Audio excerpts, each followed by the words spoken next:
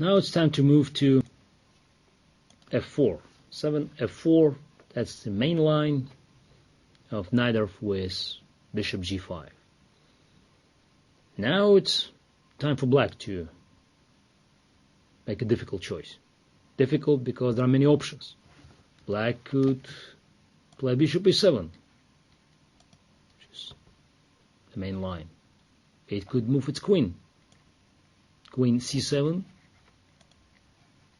or queen b6, one of the most popular lines recently. Again, promoted in early days by Bobby Fischer.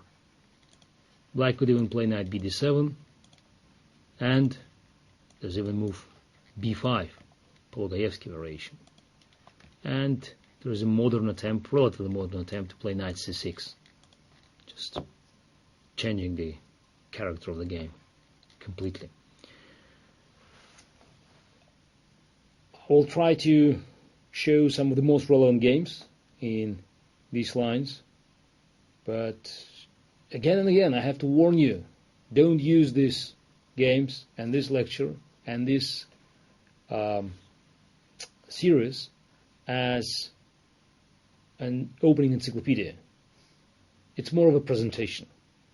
It's for you to enjoy, to be entertained, and if I'm lucky, you will learn something about Najdorf.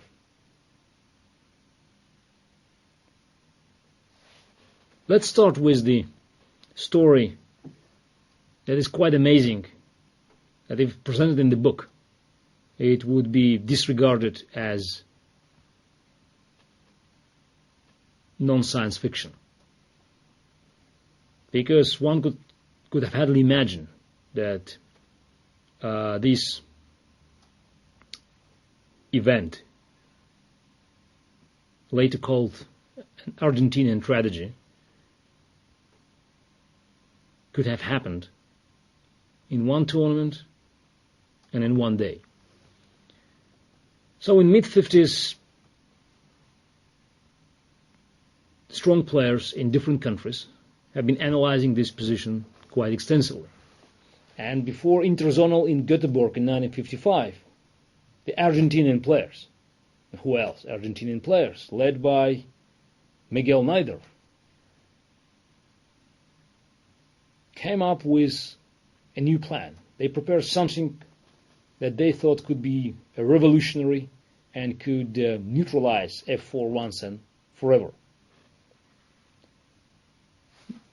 The line started with bishop e7,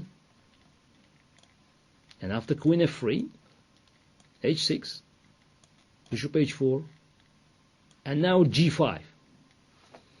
Anti-positional, but of course the normal positional rules are not working in Najdorf, as we already know.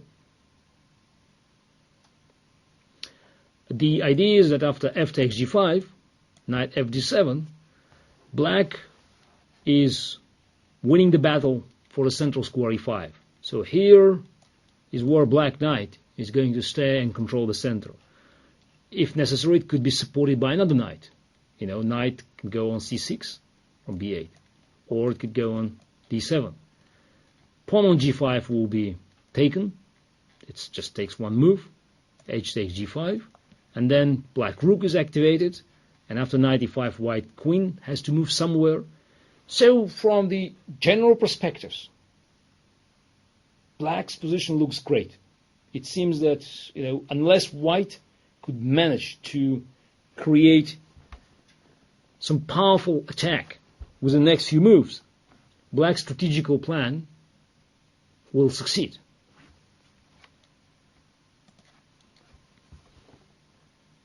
It did occur that in one day, 3 Argentinian players faced 3 Soviet players.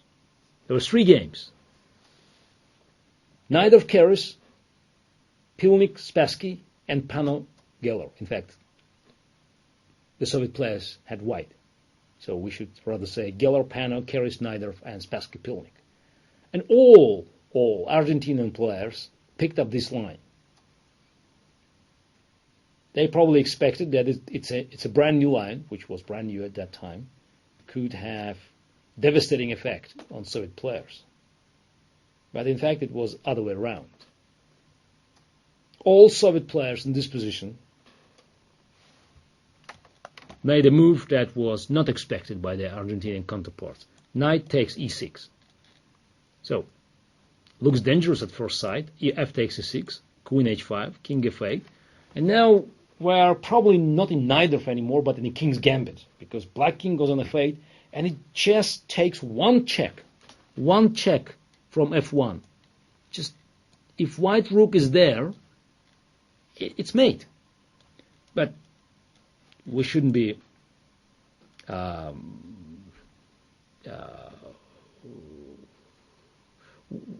we should give some credit to Argentinian players. Obviously, they saw knight takes a6, but it didn't take long to recognize that if black knight comes on e5 and stays there, it protects f7. Of course, then, white bishop could eventually attack this knight from g3, attacking this knight, trying to take over this square. But then, black knight from b8, as we already discussed, comes to c6 or d7, protecting another knight on e5. And so, the black construction with knights on e5 and c6 and king on g7 looks very solid. It all works. If white plays bishop e2, then we have this line, knight e5, castle, king g7, bishop g3, knight c6, and white must resign. But now you see that the entire construction of black's defensive line, depends on the ability of knight from b8 to protect knight on e5. Otherwise, it will collapse. And when you start thinking in these general terms, you just recognize that white has to develop its bishop from f1 wisely. And it doesn't matter where the bishop goes. It could go even to a6. Even bishop takes a6. And black still must play knight e5. But bishop on a6 wins a pawn, but makes little impression on black's position. There is another square that could be far more important to control. It's a square c6 or a square d7. And by thinking loud, we actually find the move that was made by all Soviet players in that game. Bishop b5. Sounds simple after we discussed all the rationale behind the move, but had a tremendous effect and definitely was not foreseen by Argentinian players. Now suddenly they recognize that the defense mechanism is no longer working, because after knight e5, bishop g3, the second knight cannot protect stronghold on e5 because it will be taken by the bishop both on c6 and d7. Then knight on e5 will be taken by another bishop, and then white rook enters f-file with decisive effect. So the three games, they took different paths. In fact, two of them were nearly authentic. So Pana didn't find anything better than taking on g5 in this position, and after castle, king e7, bishop takes e5, queen b6 check, king h1, d takes e5, queen f7, king d6, rook a d1, had to sacrifice a queen on d4, and the game was over. But that was easy. And two other games took more creativity and more energy from white to deliver the final blow and to win the game. Both Najdorf and Pilnik, they reached the same position, playing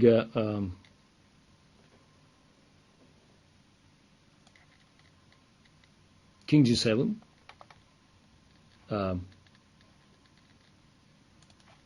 castle, and knight g6. So black knight had to leave square on e5, but white is a piece down, and it must be extremely active anyhow. So g takes h6, rook h6, rook f7. Now it looks very much like king's gambit. King f7, queen takes h6, a takes b5, rook f1, king e8, take on g6, king d7. Now it seems that black king escaped from the dangerous grounds, and black still keeps an extra piece, and it takes some imagination to recognize how white could continue its attack, creating dangerous threats. But after rook f7, knight c6, both Karras and Spassky made a brilliant move, exposing new weaknesses in black's position. Knight d5.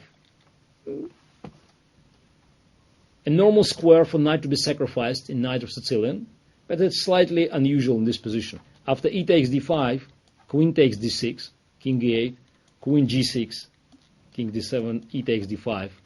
White has most likely decisive attack. Probably rook a6, the best move, but then simply take on c6, rook c6, queen h5. And one can hardly imagine that black will survive. But after knight d5, black still has time for rook takes a2. And here, Karras played h4, Spassky played h3, but both games ended fairly quickly. Black couldn't find any defense, and there is no defense. So they could probably, both players could fight harder, but I think they were too much impressed by the brilliant attacks